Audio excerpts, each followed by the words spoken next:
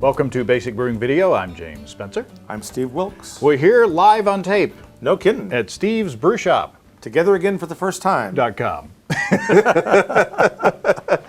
It's the holiday season. And we got, what do we got? We've got a Wee Heavy. A Wee Heavy? Yep. Wasn't that the original name of Flomax? That's right. That's Pea Heavy. Oh, Sorry. If you want a Wee Heavy, take some Flomax. That's the line from in The Quiet Man where Micheline, she's pouring him a drink and she pours this much. And he says to her, "You have a fine and steady hand." Which means More, please. more. Well, at any rate, I made this beer. We're digressing already. We haven't even had anything We haven't yet. even had anything. I made this beer and I told James about it, and he texted me right back and said, "That's a show." You bet. So that's a show. So this is my Wee Heavy. I was thinking about what to brew for the holidays. Sure. And every year, you brew something big and malty and a barley wine or whatever. So this year I decided to do a Wee Heavy, and I went ahead and brewed the kit that I sell. And so I made it. I thought it was pretty good. You haven't had, have you had it? I have. You have had it. And so at any rate, we thought we'd talk about it and maybe just share a little bit about this particular recipe, but also why the particular grains are in the recipe. So it's not just a commercial on the beer. We have visual aids. We have visual aids. So shall I pour while you talk don't you pour? about the recipe? So this is a relatively traditional recipe. So it's a little bit hoppier than you might normally find, although not much, because Americans, we like our hops. So there's a little bit more hop, a little bit brighter hop in here. I used this is a 60-minute boil, 60-minute recipe. It is a partial mash recipe that I did. The hop schedule was an ounce of Challenger and an ounce of Target hops, both UK hops. I fermented it with Nottingham ale yeast. And it worked out to be a 1092 grain bill, 1092 original gravity, and finished actually a little bit lower. It should have finished at 1025. It actually finished about 1016, 1018. So it really went down lower than I expected it to. 9.5% beer, something like that. And at any rate, so what do you think? So all the hops were at the beginning of the boil. Yeah. Let me make sure I say that correctly. Actually, not quite. I did a half an ounce of Target at 60 minutes. I did a half an ounce of Target at 30. And then at Flame Out, I did an ounce of Challenger. So that was the hop schedule. Did we already cheers? Oh, no. Cheers. We've been doing lots of stuff already this morning. But not Except drinking.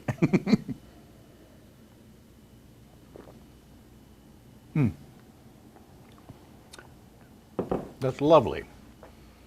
Malty. Malty, and caramely, and delicious, but at the same time, not like thick and sticky. It's Right. very drinkable. Yep. What is the ABV on this? It's About- 9.5. Yeah. Dangerously drinkable. It doesn't drink that big. No, it's very tasty. That's kind of on purpose. I didn't want, one of the challenges I think when you get into making these great big English beers is that they kind of all taste the same at some point. It's real easy to just make a giant stout no matter what you do. And I wanted to be careful not to do that. It's the yeast brings a little bit of fruitiness to the character, but again, it's not overwhelming. It's nicely balanced. So, walk us through some of the ingredients. Oh, and the recipe is on stevesbrewshop.com. It is, and in fact, you can, if you should decide to brew this, you can brew it as an extract recipe, as a partial mash, which is what this is, or you could brew it as an all grain. Partial mash meaning used grain and some extract. That's right. So I like to brew. I tend to brew partial mash frequently. I like to do it because I can still do it on my stovetop. I've got a video on my YouTube channel about that, as a matter of fact. But I can do it in a smaller pot on my stovetop. I can do a mash, which gives me a lot of control over the recipe, and then I can basically get to my ABV, my fermentables, with using dry malt extract or liquid malt extract, depending on the recipe. This particular recipe happens to have 7 pounds of Briess amber malt in it. Ooh. So that's kind of the backbone in terms of getting the alcohol where it's supposed to be. But by the same token, there is 6 pounds of British Pale Malt. This happens to be Mutton's British Pale. So that's your base malt. That's the base malt. Mind if I Sure. sample a little bit? I'll sample as we go along. Sample as you go. Don't junior sample. It's nice. Nutty. It's a little nuttier than just an American base malt. And then there's 4 ounces of honey malt to add just a bit of sweetness. And some mouthfeel, some body. Of course, this is from Gambrinus in Canada. Oh, ooh. Not I'd good. have that for breakfast. Yeah, no kidding. And then 4 ounces of roasted barley. Now, this is a product that has not been malted. It's just barley that's roasted. That's right. Ooh, ooh. And that adds still a really good flavor. I think it's Some coffee notes. some coffee notes. I don't want to badmouth black patent malt. This isn't my intent, but it's just a little more complex flavor, and it still brings that color and that roastiness to the brew. And there's 4 ounces of brown malt, which is really just kind of a medium to dark English crystal malt, and I really like that malt a lot to bring into beers. Oh, that's got big sweetness. Big, and it's That's like dates or figs. I like to. Wow. This is what I like to show off to customers when they come in and they've never been in a grain room before. Raisins, that's what it is.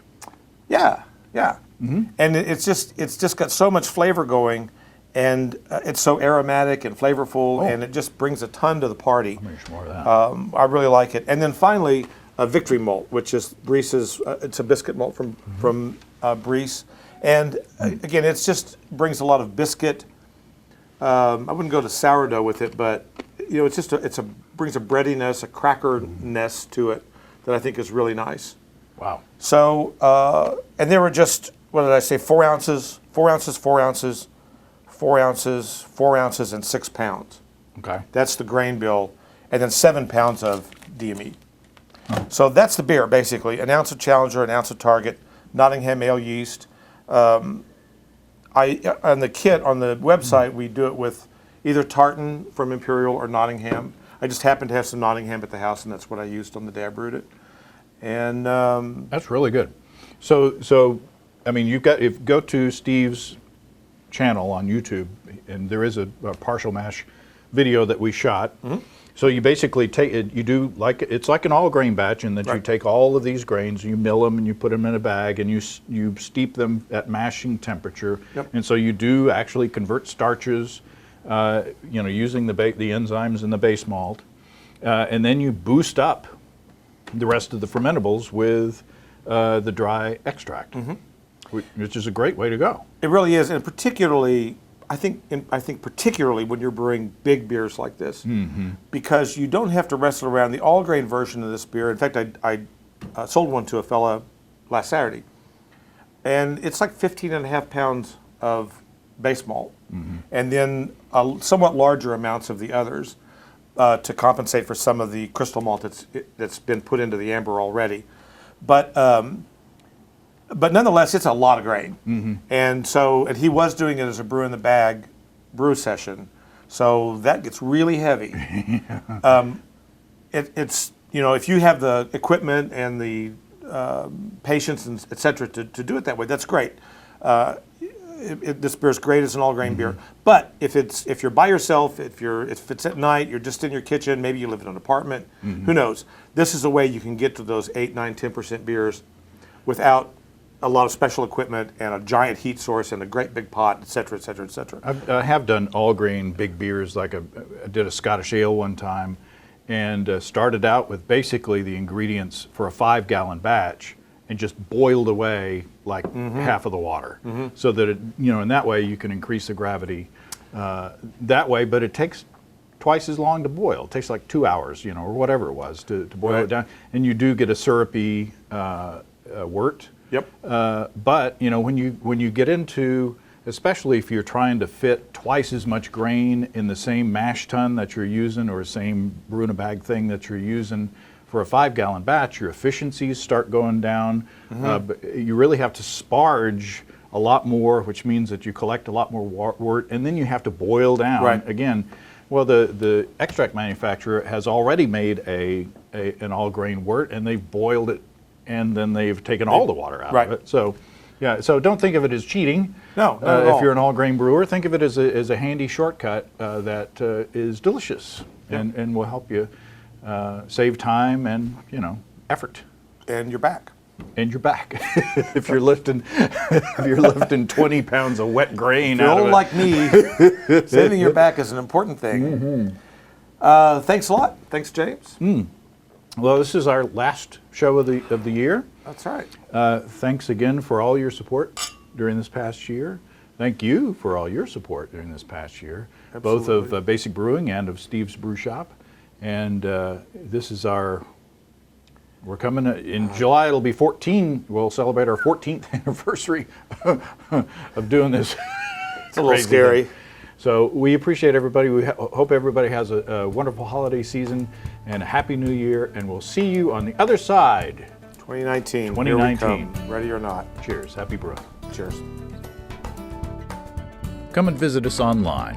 At basicbrewing.com, you can find archive lists of our audio and video podcasts on home brewing. You can also find our DVDs and our Brewer's Logbook, where you can track and log up to 50 batches of beer.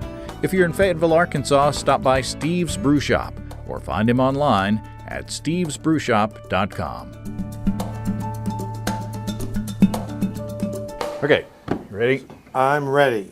All right. I think. I haven't got a clue what to say. It'll come to you. That's what she said.